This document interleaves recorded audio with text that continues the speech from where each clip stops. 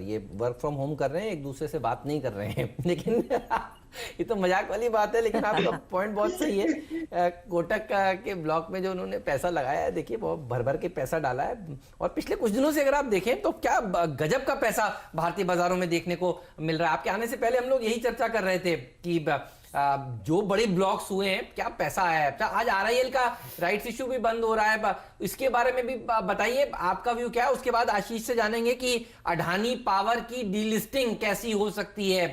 RIL पर भी राय दीजिए गौरांग सर।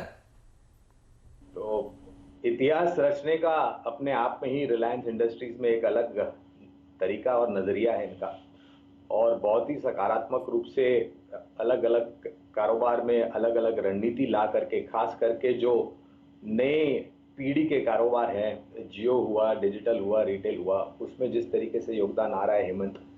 नतीजों के समय हम आप ही के चैनल पर थे और हमने 1850 का लक्ष्य निर्धारित किया था।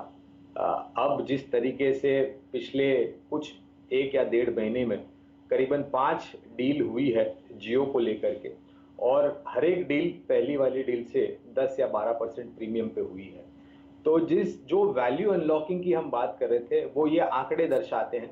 जिस तरीके से ये 5 डील हुई है जियो के तहत, राइट्स के लिए मैंने जब घोषणा हुई थी नतीजों के दौरान, तभी किया था कि जल्दबाजी करके राइट्स को रिनाउंसिएशन मत कीजिए या फिर बेचिए मत, बने रहिए।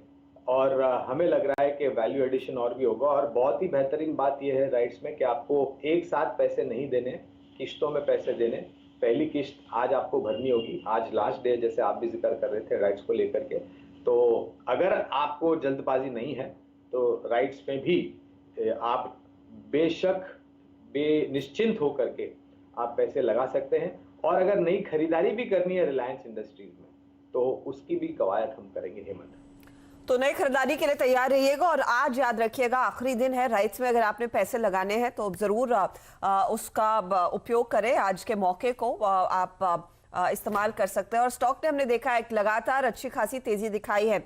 मुझे याद है 2 हफ्ते पहले लोग कहते थे कि आशीष चतुर्वेदी 1500 जल्द आएगा। आज देखिए 1500 के ऊपर की चर्चा होती है।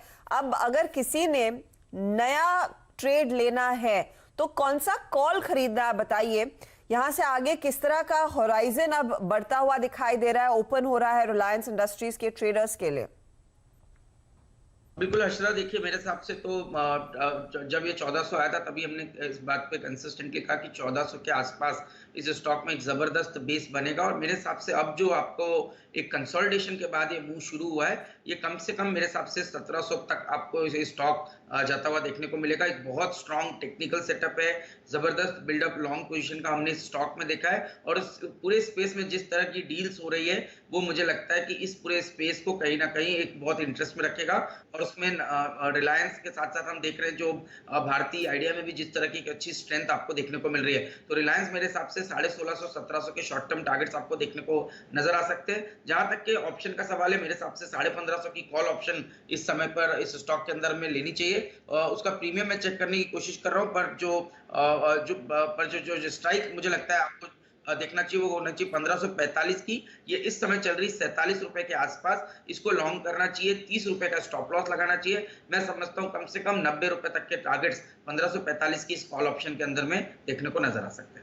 इन पर रखिएगा नजर। और मेरा नजर तो होगी कि ये राइट्स इशू कितना गुना सब्सक्राइब होता है। आप देखिए 1.3 टाइम्स तो ये कल तक सब्सक्राइब हो चुका था, यानी 53,124 करोड़ रुपए की तो अर्जियां आ गई, उससे ज्यादा अर्जियां आई हैं। आप सोचिए 42.26 करोड़ शेयर्स के लिए ये देना चाहते थे और 55 करोड़ शेयरों के लिए देखिए आवेदन आ चुके हैं। तो आज देखना होगा कितने और आवेदन आते हैं। और एक सबसे इंपॉर्टेंट बात यह है कि कोई भी जो दुनिया की अब तक की नॉन फाइनेंशियल इंस्टीट्यूशन है, उसमें सबसे बड़ा राइट्स इशू देखिए रिलायंस इंडस्ट्रीज का राइट्स है, दुनिया का। जी हाँ, आप सही सुन रहे हैं। तो दुनिया का सबसे बड़ा देखिए पैसा, और वो भी ओवर सब्सक्राइब होना, ये दिखाता है देखिए रिलायंस इंडस्ट्रीज किस तरह की कंपनी है और किस तरह के पैसे इसको आ रहे हैं। तो एक डिस्क्लेमर भी दे देते हैं। CNBC आवाज जो चैनल आप देख रहे हैं उसको दरअसल नेटवर्क 18 TV 18 ओन करते हैं और उसका स्वामित्व और प्रबंधन रिलायंस इंडस्ट्रीज के हाथ है। लेकिन हेलीकॉप्टर मनी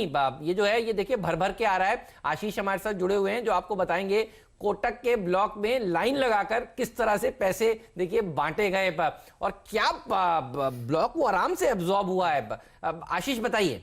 ये हेलीकॉप्टर मनी मतलब विदेशों का पैसा उड़ हेलीकॉप्टर मनी यानी ऊपर से ऐसे छोड़ दिया गया, जैसे जब आप दिक्कत होती है ना आपको और ऊपर से देखिए बहुत सारे चीजें छोड़ी जाती हैं आपकी मदद करने के लिए, तो ये वैसा मनी है। इतना है कि आप देखिए लिक्विडिटी इतनी हो गई है कि भर भर के अच्छे क्वालिटी स्टॉक्स को वो चेज कर रही हैं। बिल्कुल सही कह रहे हैं, बहुत इजीली अब्सॉर्ब हुआ। वो उदय कोटक साहब का जो चंक था 5,60,00,000 शेयर्स कल उन्होंने बेचे थे और हाथों हाथ लिए गए। और जिस तरह के नाम सामने है वो आप लोग की स्क्रीन पर आएगा। Citigroup global, Morgan Stanley Asia, Goldman सैक्स, Societe Generale, Kuwait investment authority, Abu Dhabi investment authority, इनके अलावा हमारे डोमेस्टिक फंड में Bajaj Allianz life insurance, Sundaram mutual fund, HDFC standard life insurance और इसके अलावा और लंबी लिस्ट है फंड्स की। तो जिन्होंने ज्यादा चंक उठाए मैं उनकी नाम स्पेसिफिकली मेंशन कर रहा हूं। तो कल जो आप जो कह रहे थे FIs की तगड़ी बाइंग का आंकड़ा, साथ साथ DIs की बाइंग का आंकड़े के पीछे भी शायद यही लार्ज ट्रेड है जो रीजन था। दोनों की तरफ से हाथों हाथ और खास तौर पे मार्की FIs ने उदय कोटक साहब का माल लिया है। जी हाँ, और बड़े पैमाने पर देखिए ये फंड्स का पार्टिसिपेशन रहा और क्या 3 गुना डिमांड थी इसकी। गौरांग, अब देखिए कुछ ऐसे रिटेल निवेशक थे जिनको लगा कि आगे पता नहीं क्या होगा, लिया जाए नहीं लिया जाए, जो अभी भी फेंस पे बैठे हैं और पार्टिसिपेट नहीं कर पाए हैं कोटक की तेजी में। क्या ले लेने का वक्त है? इससे आगे स्टॉक शायद सस्ते में तो मिलेगा नहीं। तो अर्षदा, मैं फिर से एक बात दोहराना चाहूंगा और मैं बार बार यही दोहराऊंगा कि कल जब वो मूडीज की रिपोर्ट आई थी तो वित्तीय क्षेत्र यानी कि बैंकिंग सेक्टर पर ही उनकी ज्यादा फटकार थी। और वास्तविकता फिर से देखिए, कोटक महिंद्रा का बैंक दोनों हाथों से गोरों लोगों ने समेट लिया। और जो लोग कांटे के तारों पर बैठे हैं उनको एक ही विनती होगी कि ज्यादा इंतजार करने की जरूरत नहीं है। आपको अच्छे क्षेत्र में और उस अच्छे क्षेत्र में अच्छी कंपनियों में आपको पैसे पूरी ताकत लगा करके नहीं लेकिन धीरे धीरे लगाना शुरू करना चाहिए। और मुझे याद है सोमवार को हम आप ही के साथ थे, आप ही के चैनल पर, और शैल जी ने बताया था कि काफी लोग 6500 का इंतजार कर रहे थे और मैंने कहा था उनको एक लॉलीपॉप दे दीजिए भेंट के रूप में, क्योंकि शायद बाजार में तो पैसे नहीं लगा सके, लॉलीपॉप चूज करके वो आनंद ले सकते हैं। तो मैं ये नहीं कहता कि बाजार में से अब करेक्शन नहीं आएगा, अर्षदा, करेक्शन आ सकता है, बिल्कुल लाजमी है। और जिस तरीके से हम गति से पिछले हफ्ते से बढ़ रहे हैं, हो सकता है इस हफ्ते या अगले हफ्ते थोड़ा बहुत मुनाफा आए, लेकिन उस निचले स्तर का इंतजार करना मेरे ख्याल से बहुत ही नासमझी वाली बात होगी। इसलिए मैं हमेशा यही कहता हूं अर्षदा कि पैसे लगाने चाहिए, पूरी ताकत लगा करके नहीं, किश्तों में लगाने चाहिए, अच्छी कंपनियों में और अच्छे क्षेत्र में।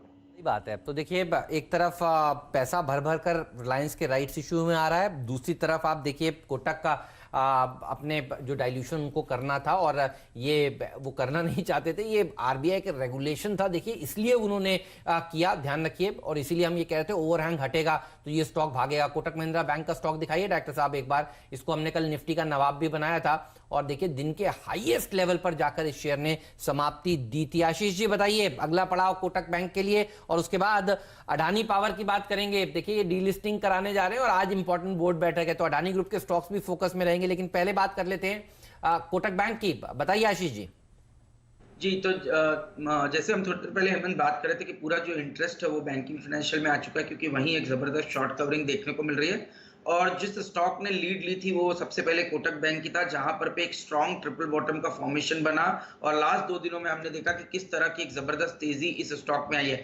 मेरे ख्याल से अब जो नेक्स्ट पड़ाव बनता है वो इस स्टॉक का बनेगा करीब इसके 200 डे मूविंग एवरेज के आसपास, और उसके पहले 100 डे मूविंग एवरेज आता है कहीं ना कहीं आपका 1430 पर। तो मेरे ख्याल से जो पहली अपसाइड होगी वो 100 रुपए की, यहाँ से 100 रुपए तक की अपसाइड आपको इमीडिएट बेसिस पर देखने को मिल सकती है। और उसके लिए मैं समझता हूँ 1300 रुपये एक बहुत स्ट्रॉन्ग सपोर्ट के तौर पर काम करेगा। 1430 अगर से स्टॉक ने क्रॉस किया तो फिर मुझे लगता है ये स्टॉक अपने 200 डे मूविंग एवरेज की तरफ बढ़ेगा, जो करीब करीब 1500 के आसपास है। तो मेरे हिसाब से जो रेंज बन रही है वो 1430 से 1500 के आसपास के लक्ष्य कोटक महिंद्रा बैंक के अंदर में देखने को मिलेंगे। और जैसे हमने कहा बैंकिंग फाइनेंशियल या बैंक निफ्टी के अंदर ही एक जबरदस्त शॉर्ट कवरिंग शुरू हो रही, तो उसका भी एक बेनिफिट आपको कहीं ना कहीं कोटक महिंद्रा बैंक में नजर आएगा। और एक और चीज आपने याद रखनी है कि कोटक